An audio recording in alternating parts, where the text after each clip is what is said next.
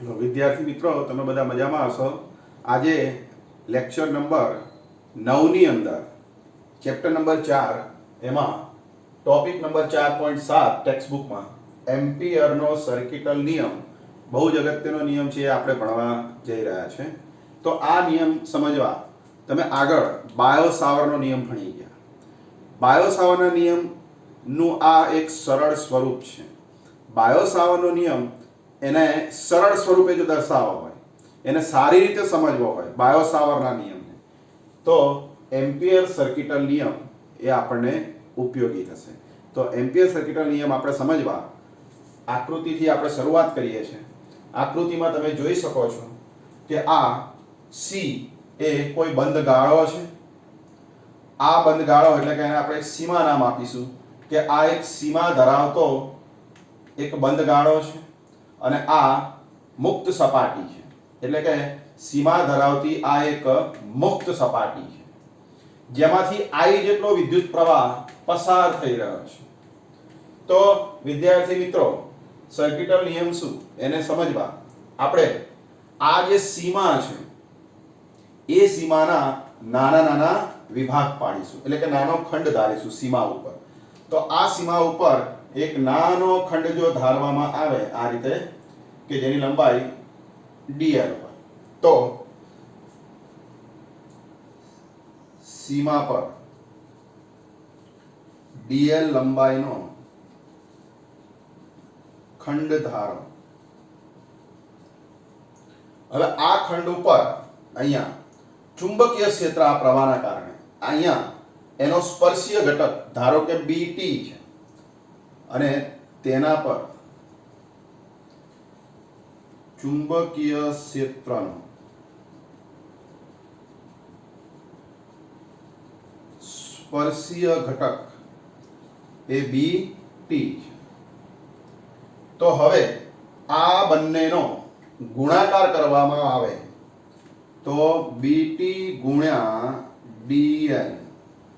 તો આ ગુણાકાર, હવે એ BT કેમ લખ્યું તમને એવો પ્રશ્ન થાય કે T ફોર ટેન્જન્ટ. ટેન્જન્ટ એટલે સ્પર્શક, સ્પર્શીય ઘટક છે માટે T લખ્યું છે. ટેન્જન્ટ એટલે સ્પર્શક. તો આ બંનેનો ગુણાકાર BT ગુણ્યા dl એનું મૂલ્ય એ સદિશ B ડોટ સદિશ dl જેટલું થશે. કારણ કે B ડોટ dl એટલે B dl cos થીટા, પણ આ બંને એક જ દિશામાં અહીંયા લેવામાં આવે તો B dl cos 0 1 થઈ જાય એટલે B dl, એટલે કે આનો મતલબ થાય B dl. આ બે સરખા થાય. હવે વિદ્યાર્થી મિત્રો, આ સમગ્ર બંધ ગાળા ઉપર આવા નાના નાના ખંડ ધારી અને આવો ગુણાકાર કરવામાં આવે અને એનો સરવાળો કરવામાં આવે, અને જો ખંડો અતિ સૂક્ષ્મ હોય તો આ સરવાળો આનો સંકલનમાં પરિણમે. એટલે કે આવા જે ગુણાકારોનો સમગ્ર બંધ ગાળા પર સરવાળો સંકલનમાં પરિણમે છે. એટલે કે આનું સંકલન કરવામાં આવે તો આપણને કુલ B અને dl નો ગુણાકાર મળે અને એના પરથી એમ્પિયર સર્કિટલ નિયમ આપવામાં આવે છે. તો એના શબ્દો આ પ્રમાણે છે કે કોઈ બંધ ગાળા પર,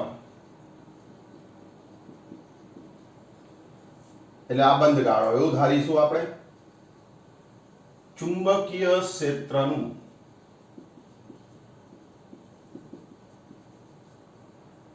રેખા સંકલન. આ બંધ ગાળો છે અને આ બંધ ગાળા પર ચુંબકીય ક્ષેત્રનું રેખા સંકલન, આ બેનો ગુણાકાર કરીને સંકલન એટલે કહેવાય ચુંબકીય ક્ષેત્રનું આના પર રેખા સંકલન. એ તે બંધ આ જે સપાટી છે એ તે બંધ ગાળામાંથી પસાર થતો પ્રવાહ અથવા તો આ સપાટીમાંથી પસાર થતો આ પ્રવાહો એનો વૈદિક સરવાળો. એટલે કે એ સપાટીમાંથી પસાર થતા પ્રવાહોનો વૈદિક સરવાળો અને શૂન્યાવકાશની પરમિએબિલિટી μ0, શૂન્યાવકાશની પરમિએબિલિટી μ0 ના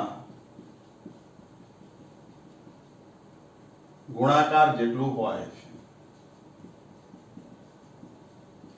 આને એમ્પિયર સર્કિટલ નિયમ કહેવામાં આવે છે. એમ્પિયરનો બંધ ગાળાનો નિયમ. ફરી કોઈ બંધ ગાળા પર, એટલે કે આ બંધ ગાળો કહેવાય, બંધ ગાળા પર ચુંબકીય ક્ષેત્રનું રેખા સંકલન, એટલે અહીં જે ચુંબકીય ક્ષેત્ર હશે આ પ્રવાહના કારણે, એ ચુંબકીય ક્ષેત્રનું રેખા સંકલન સપાટીમાંથી પસાર થતો આ જે પ્રવાહ, આ સપાટીમાંથી આ પસાર થતો જે પ્રવાહ છે, આ પ્રવાહ એનો વૈદિક સરવાળો, એટલે ઘણા બધા પ્રવાહ જતા હોય અલગ અલગ, તો આપણે એનો વૈદિક સરવાળો કરવો પડે. અને જો સ્થિર પ્રવાહ હોય તો એક જ પ્રવાહ આવી હશે તો પછી માત્ર પ્રવાહનો વૈદિક સરવાળો અને શૂન્યાવકાશની પરમિએબિલિટી, એટલે અહીંયા શૂન્યાવકાશ છે એવું આપણે ધારી લઈએ તો એની પરમિએબિલિટી μ0 ના ગુણાકાર જેટલું હોય છે. હવે આ શાબ્દિક સ્વરૂપ થયું એમ્પિયરના સર્કિટલ નિયમ. હવે એનું આપણે ગાણિતિક સ્વરૂપ લખીએ. જો આને ગણિતની ભાષામાં લખવું હોય આ શબ્દોને તો તમને જલ્દી યાદ રહી જશે. જો બંધ ગાળો, એટલે આ રીતે નિશાની કરવાની, આને કહેવાય બંધ ગાળો. એના પર ચુંબકીય ક્ષેત્રનું, એટલે સદિશ B નું રેખા સંકલન, આ ચુંબકીય ક્ષેત્રનું રેખા, રેખા એટલે લાઈન, એટલે ડોટ dl, આને કહેવાય રેખા, અને આનો મતલબ થાય સંકલન. એટલે કે બંધ ગાળા પર ચુંબકીય ક્ષેત્રનું રેખા સંકલન સપાટીમાંથી પસાર થતો પ્રવાહ, એટલે કે I જેટલો પ્રવાહ પસાર થાય છે, એટલે પ્રવાહ અને શૂન્યાવકાશની પરમિએબિલિટી, એટલે કે μ0 ના ગુણાકાર જેટલું હોય છે, એટલે કે આ મૂલ્ય આ બંનેના ગુણાકાર જેટલું, એટલે કે બરાબર હોય છે. આવી રીતે વિદ્યાર્થી મિત્રો આ સૂત્રને તમે ગાણિતિક સ્વરૂપમાં લખી શકો છો. તો આને કહેવાય એમ્પિયરનો સર્કિટલ નિયમ ગાણિતિક સ્વરૂપમાં. હવે આ જે નિયમ છે એમાં આ જે પ્રવાહ છે એ સપાટીમાંથી પસાર થતો પ્રવાહ છે, અને સંકલન એ આપણે આ બંધ સપાટી, C એટલે close surface, C for close, close surface એટલે કે બંધ ગાળો, એટલે કે C માં એને આપણે C વડે દર્શાવ્યું છે. તો આ ક્લોઝ સરફેસ ઉપર આ સંકલન છે, એટલું આપણે યાદ રાખીશું.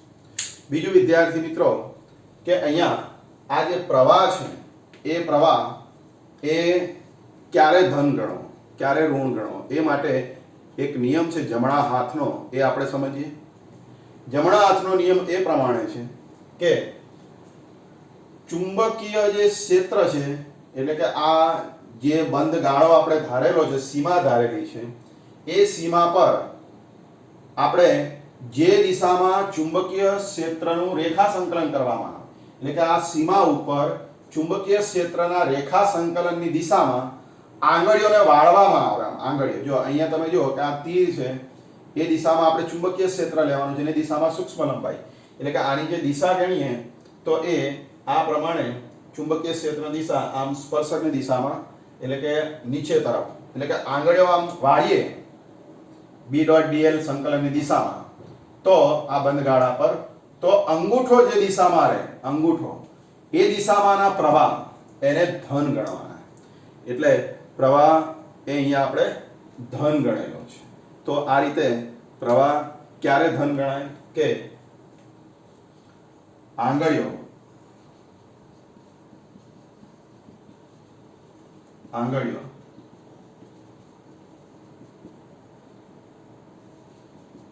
જે દિશામાં ચુંબકીય ક્ષેત્ર હોય તે દિશામાં વાળતા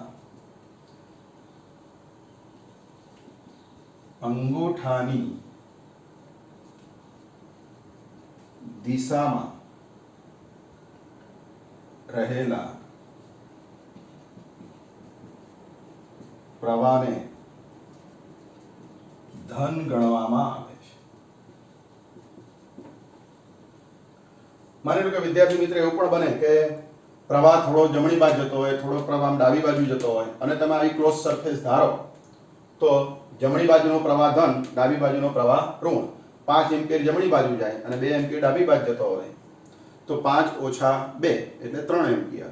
એટલે આ મૂલ્ય તમારે 3 એમ્પિયર લેવું પડે. આવી રીતે પ્રવાહ ધન અને ઋણ એવું નક્કી કરવામાં આવે છે આ નિયમ દ્વારા.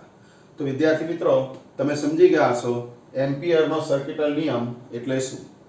તો પરીક્ષામાં પૂછાય 2 માર્ક્સની અંદર વારંવાર પૂછાય છે કે એમ્પિયરનો સર્કિટલ નિયમ સમજાવો. તો આકૃતિ દોરી અને પહેલા શરૂઆત કરવાની સૂક્ષ્મ ગાળાથી, સૂક્ષ્મ આ બંધ ગાળાની લંબાઈથી અને એની સાથે b નો ગુણાકાર કરી સંકલન કરતા આ સૂત્ર આપણને મળે છે અને આ સૂત્ર પરથી એના ઉપયોગો એ આપણે ભણવાના છે. તો હવે એના ઉપયોગો સમજવા માટે આ નિયમ છે એનો સરળ સ્વરૂપ એ કેવી રીતે આપણને ઉપયોગી બને છે એ આપણે હવે સમજીશું. તો હવે કુલમ્બના નિયમનું સરળ સ્વરૂપ, એમ્પિયરના નિયમનું સરળ સ્વરૂપ.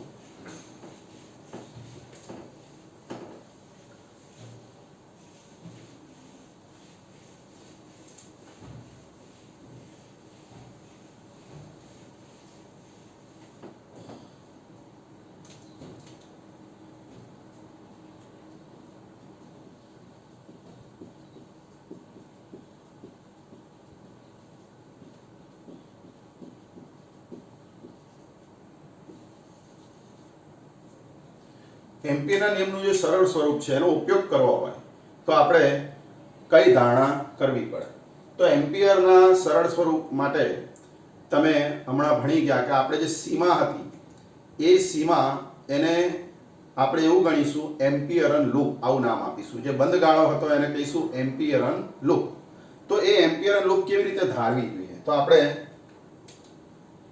સૌપ્રથમ એમ્પિયરન લૂપ એ એવી રીતે ધારવી જોઈએ કે ચુંબકીય ક્ષેત્ર, એમ્પિયરન લૂપ એવી રીતે ધારવી જોઈએ કે એમાં જે ચુંબકીય ક્ષેત્રની જે દિશા છે એ સ્પર્શક રૂપે હોય બંધ ગાળાની. એટલે કે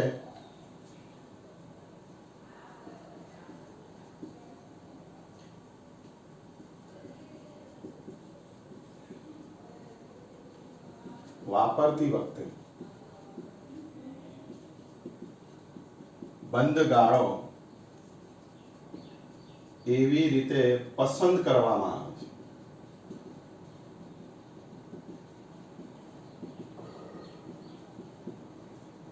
કે ચુંબકીય ક્ષેત્ર આ જે બંધ ગાળો છે તેને સ્પર્શક રૂપે હોય. એક નંબર કે ચુંબકીય ક્ષેત્ર એ બંધ ગાળા પર એટલે કે સીમા ઉપર બંધ ગાળા પર સ્પર્શક રૂપે હોય. એટલે કે ચુંબકીય ક્ષેત્ર બી બંધ ગાળા પર સ્પર્શક રૂપે હોય અથવા ચુંબકીય ક્ષેત્ર એ બંધ ગાળાને એટલે કે સપાટીને લંબ રૂપે હોય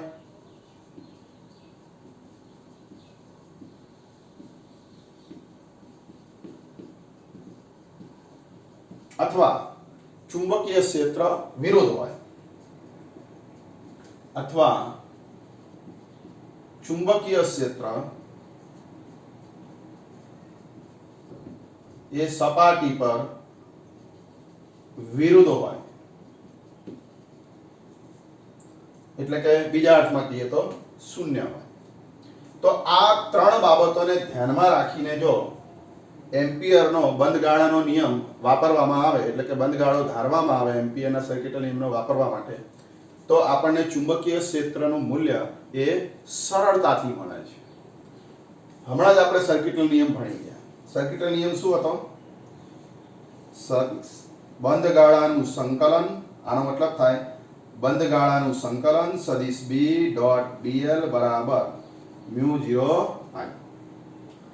હવે આનું મારે સરળ સ્વરૂપ લખવું હોય તો આપણે ધારી લઈએ કે હમણાં જે બંધ ગાળો હતો c માં એની લંબાઈ l હોય. જો બંધ ગાળાની લંબાઈ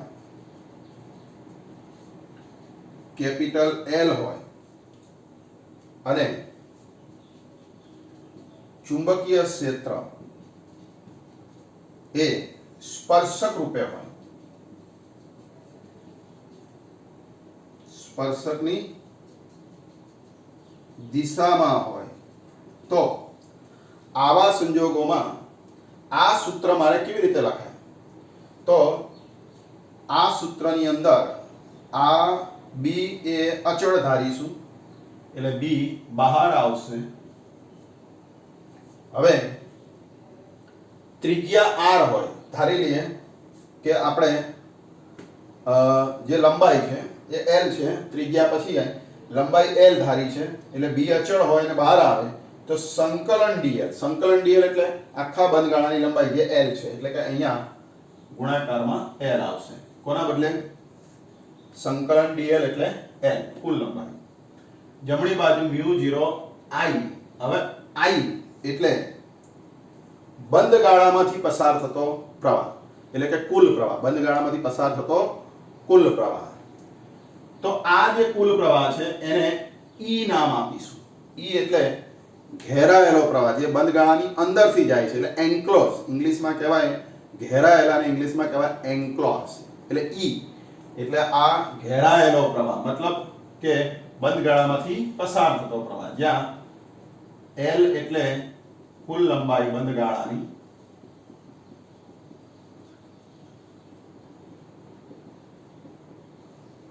અને IE એટલે આ બંધ ગાળામાંથી પસાર થતો પ્રવાહ. આવી રીતે આપણે યાદ રાખીશું.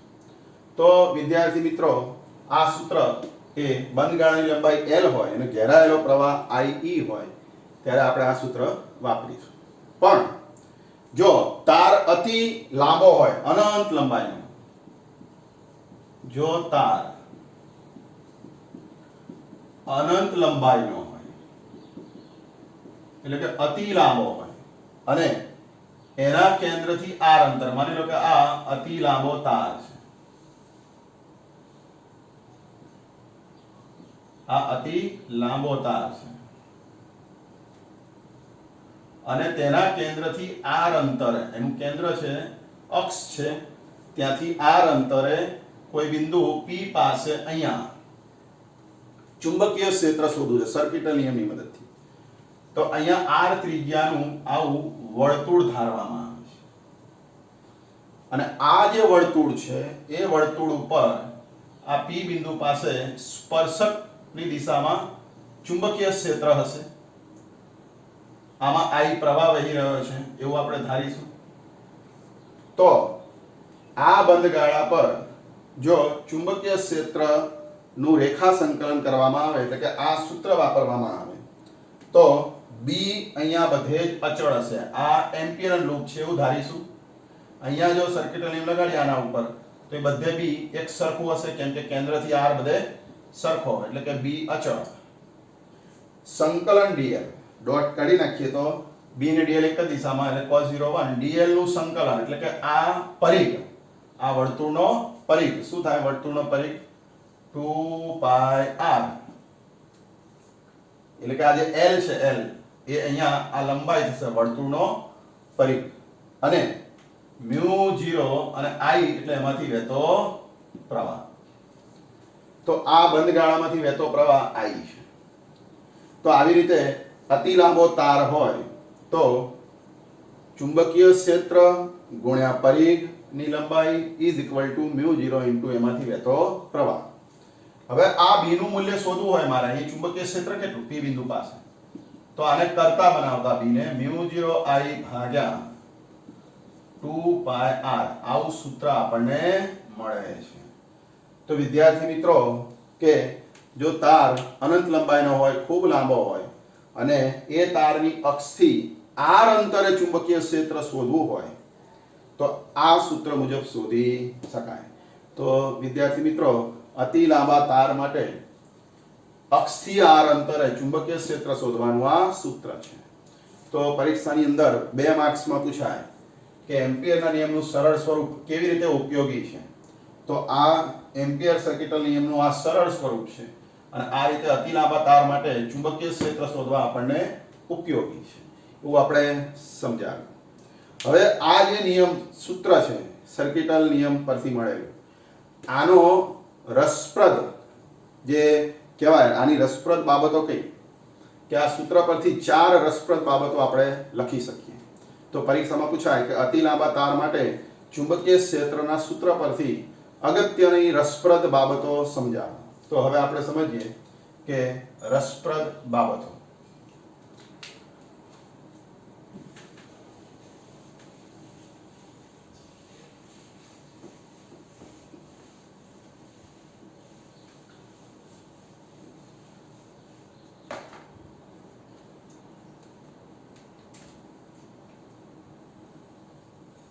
અનંત લંબાઈના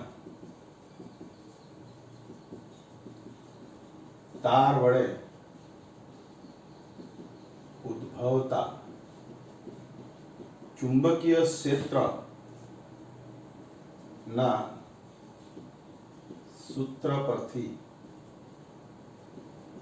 રસપ્રદ બાબતો જણાવો. આવો પ્રશ્ન છે આપણો, રસપ્રદ બાબતો કઈ. તો હવે આ સૂત્ર પરથી તમને ખ્યાલ આવી ગયો હશે વિદ્યાર્થી મિત્રો કે પહેલી રસપ્રદ બાબત કે આ કેન્દ્રથી r અંતર એટલે કે એક સરખા અંતરે, તારની અક્ષથી એક સરખા અંતરે જો જુદા જુદા બિંદુ લેવામાં આવે તો બધે ચુંબકીય ક્ષેત્ર આ જે b છે એનું મૂલ્ય એ એક સરખું હશે. કેમ કે r સમાન અહીં બધે આ વર્તુળ ઉપર, તો આ વર્તુળ ઉપર r અચળ, તો b નું મૂલ્ય પણ અચળ, એટલે કે b નું મૂલ્ય એ માત્ર r ઉપર આધારિત છે. એટલે કે પહેલો રસપ્રદ બાબત કે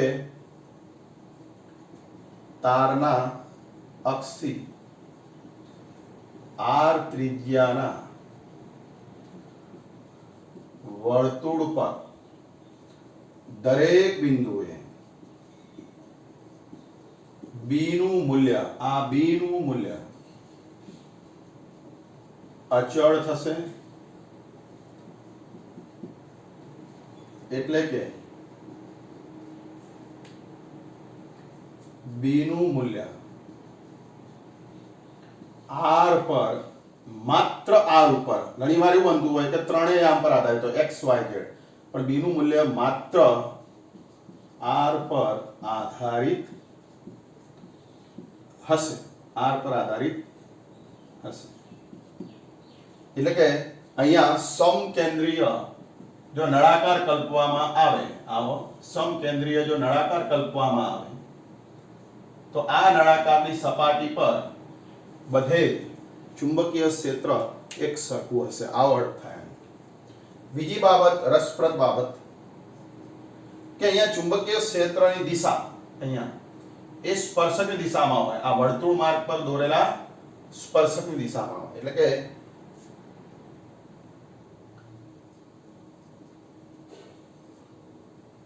તારની આસપાસ ચુંબકીય ક્ષેત્રની દિશા એ વર્તુળ માર્ગ પર દોરેલ સ્પર્શકની દિશામાં હોય છે.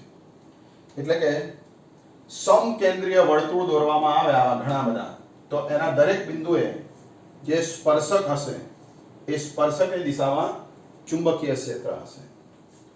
ત્રીજી અગત્યની જે બાબત છે કે અહીંયા ચુંબકીય ક્ષેત્રનું જે મૂલ્ય છે એ અહીંયા બધે એ એક સરખું હશે, અચળ, એવું આપણે આગળ વાત કરી. તો અહીંયા જે ચુંબકીય ક્ષેત્ર છે એ પ્રવાહના સમપ્રમાણમાં છે. જો ઉપર જે પ્રવાહ છે અંશમાં આવે છે અને ત્રિજ્યા છેદમાં આવે છે. એટલે જો આ તાર એ અનંત લંબાઈનો હોય, જો તાર અનંત લંબાઈનો હોય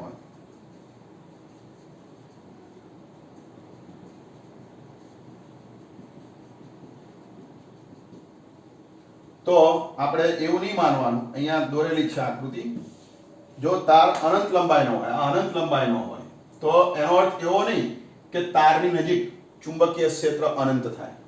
આ અનંત લંબાઈનો હોય તો ચુંબકીય ક્ષેત્ર તારની નજીક અનંત હોય એવું જરૂરી નથી.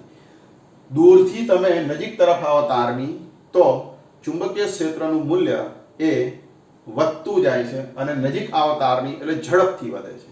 એટલે કે ચુંબકીય ક્ષેત્રનું મૂલ્ય એ અંતરના વ્યસ્ત પ્રમાણમાં અને પ્રવાહના સમપ્રમાણમાં હોય છે. એટલે કે તાર અનંત લંબાઈનો હોય તો B નું મૂલ્ય એ પ્રવાહના સમપ્રમાણમાં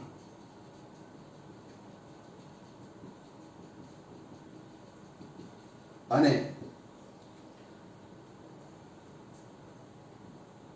તારથી અંતરના એટલે કે તારની અક્ષથી જે બિંદુએ ચુંબકીય ક્ષેત્ર શોધવાનું હોય તે અંતર, તેનું અંતર તારથી, તો તારથી અંતરના વ્યસ્ત પ્રમાણમાં હોય છે. આવી રીતે વિદ્યાર્થી મિત્રો તમે આ ત્રીજી રસપ્રદ બાબત. ચોથી રસપ્રદ બાબત જે હું અહીંયા લખવા જઈ રહ્યો છું કે દિશા. તે ચુંબકીય ક્ષેત્રની દિશા શું? અતિ લાંબો તાર હોય અને અહીંયા મારે P બિંદુ પાસે ચુંબકીય ક્ષેત્રની દિશા શોધવી છે. તો એ માટે જે પ્રણાલિકા છે આપણી જમણા હાથનો નિયમ, અંગૂઠાનો નિયમ, એનો અહીંયા ઉપયોગ કરીશું. તો ચોથી રસપ્રદ બાબત, ચુંબકીય ક્ષેત્રની દિશા શોધવા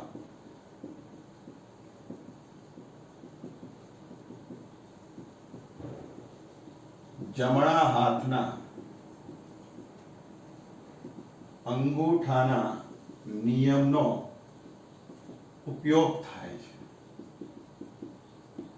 કેવી રીતે? હવે ઉપયોગ સમજીએ આપણે કે અહીંયા મારે ચુંબકીય ક્ષેત્રની દિશા શોધવી છે. તાર અતિ લાંબો છે અને પ્રવાહ એ તારમાંથી આમ લંબાઈને સમાંતર પસાર થઈ રહ્યો છે.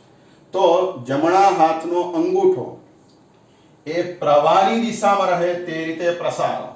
આ રીતે પ્રવાહની દિશા જમણી તરફ છે, અંગૂઠો જમણી તરફ રહે રીતે આ અંગૂઠો ગોઠવો અને આંગળીઓ આ તારને જે રીતે વીંટળાય આમ તે દિશામાં ચુંબકીય ક્ષેત્ર વીંટળાય.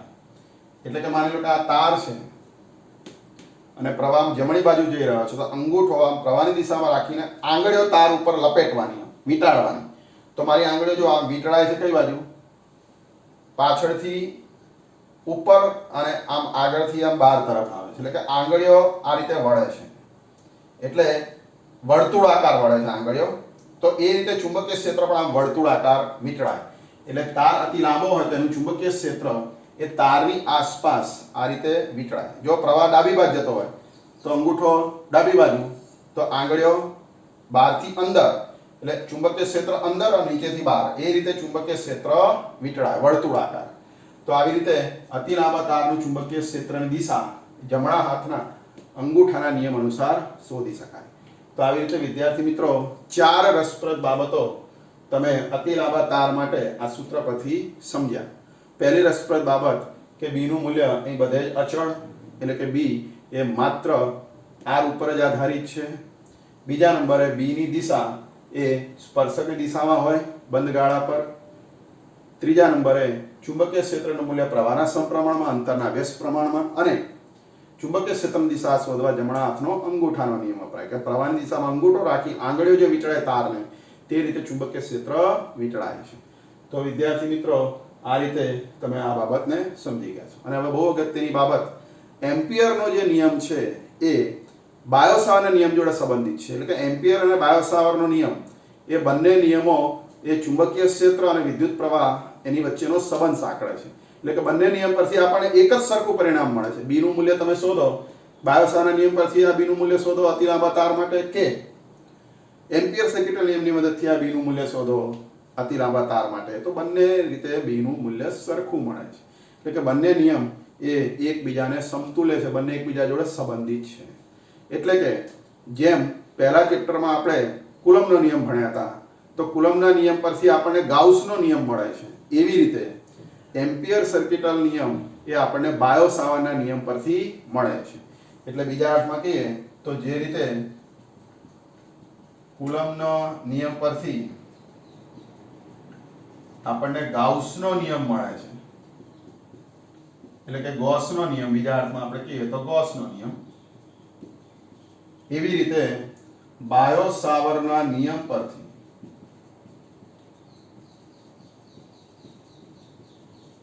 આપણને કયો નિયમ મળે છે કે એમ્પિયરનો સર્કિટલ નિયમ, એમ્પિયરનો સર્કિટલ નિયમ મળે છે. તો આવી રીતે વિદ્યાર્થી મિત્રો એમ્પિયરનો સર્કિટલ નિયમ એ સમજી ગયા આપણે. તો આજના લેક્ચરમાં આપણે 3 ટોપિક ભણ્યા. એમ્પિયર સર્કિટલ નિયમ સમજાવો, બીજા નંબરે એ નિયમને વાપરવો હોય તો એનું સરળ સ્વરૂપ, અને ત્રીજા નંબરે એનું આ જે સરળ સ્વરૂપ છે એના પરથી આ જે સૂત્ર મળ્યું અતિ લાંબા તાર માટે, તો એની રસપ્રદ બાબત. હવે આના પર આધારિત, આ સૂત્ર પર આધારિત એક દાખલો આપણે ગણવા જઈ રહ્યા છીએ ઉદાહરણનો. તો એ દાખલો એની સમજવા માટે આટલું આ સૂત્ર આપ તૈયાર કરશો તો એના આધારે દાખલો તરત તમને આવડી જશે. તો આ સૂત્રને તૈયાર કરો.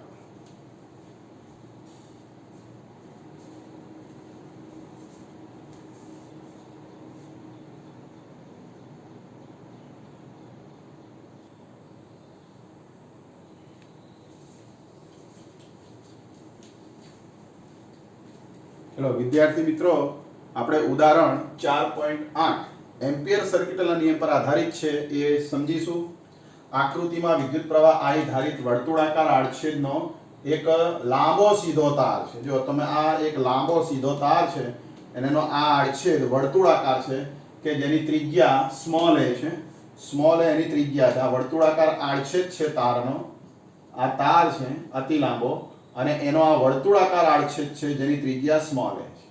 વિદ્યુત પ્રવાહ I, આ I પ્રવાહ આ આડછેદમાંથી પસાર થઈ રહ્યો છે, અને r લેસ ધેન a, એટલે કે આ સ્મોલ r એ આ ત્રિજ્યા કરતા નાનું હોય ત્યારે, અને આ સ્મોલ r એ આ ત્રિજ્યા આડછેદની કરતા વધારે હોય ત્યારે ચુંબકીય ક્ષેત્ર કેટલું, એટલે કે આ આડછેદની જે ત્રિજ્યા છે સ્મોલ a એના કરતા ઓછી ત્રિજ્યા જેટલા અંતરે ચુંબકીય ક્ષેત્ર, એટલે આ બિંદુ પાસે, અને એનાથી વધારે અંતરે એટલે અહીંયા ચુંબકીય ક્ષેત્ર શોધવાનું છે.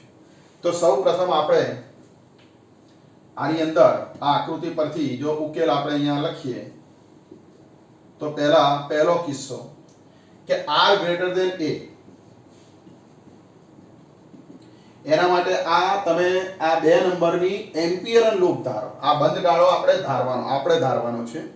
તો આ બંધગાળો કેવો ધાર્યો છે? સમકેન્દ્રીય વર્તુળ, કે આ કેન્દ્ર છે એનું આ એક વર્તુળ.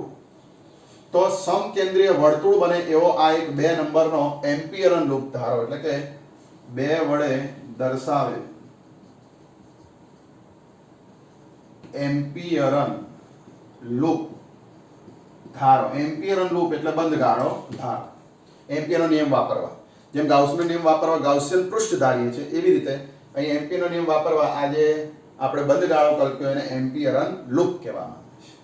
હવે આ એમ્પિયરન લૂપને પેલો નિયમ લગાડો. કયો? એમ્પિયરન સર્કિટલ નિયમ. શું હતું એનું સરળ સ્વરૂપ? μ0 I બરાબર, અથવા આપણે ફરી લખીએ b ઇન્ટુ લંબાઈ l બરાબર ચુંબકીય ક્ષેત્ર ગુણ્યા લંબાઈ બંધગાળાની ઇઝ ઇક્વલ ટુ μ0 ઇન્ટુ એમાંથી વહેતો, આ બંધગાળામાંથી વહેતો પ્રવાહ. આ સૂત્ર તમે ભણી ગયા. હવે આ સૂત્રમાં જે l છે એ તમારે આ બંધગાળાની લંબાઈ લેવાની છે, એટલે વર્તુળનો પરિઘ r ત્રિજ્યા છે. તો l એટલે વર્તુળનો પરિઘ, આ જે બંધગાળો છે એનો પરિઘ વર્તુળ હોવાથી આ l થશે 2πr, વર્તુળનો પરિઘ.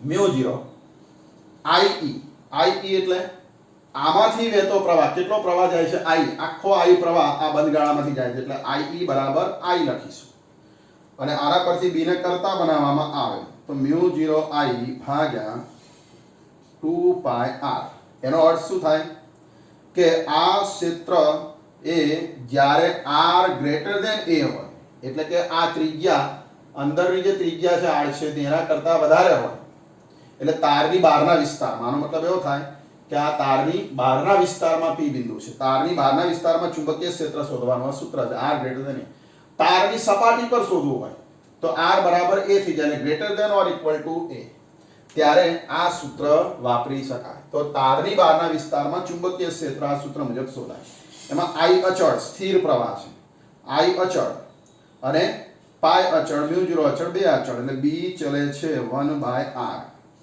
આવો સંબંધ આપણે લખી શકીએ કે ચુંબકીય ક્ષેત્ર બહારના વિસ્તારમાં અંતરના વ્યસ્ત પ્રમાણમાં હોય છે હવે બીજા નંબરે કે B less than R less than A માટે હવે અંદર જો ચુંબકીય ક્ષેત્ર શોધવું હોય આ આડછેદની અંદર R અંતરે કેન્દ્રથી તો આ એક નંબર વડે દર્શાવ્યું એવું નાનું R ત્રિજ્યાનું સમકેન્દ્રીય એમ્પિયરન લૂપ ધારો એટલે કે એક વડે દર્શાવેલ એમ્પિયરન લૂપ ધારો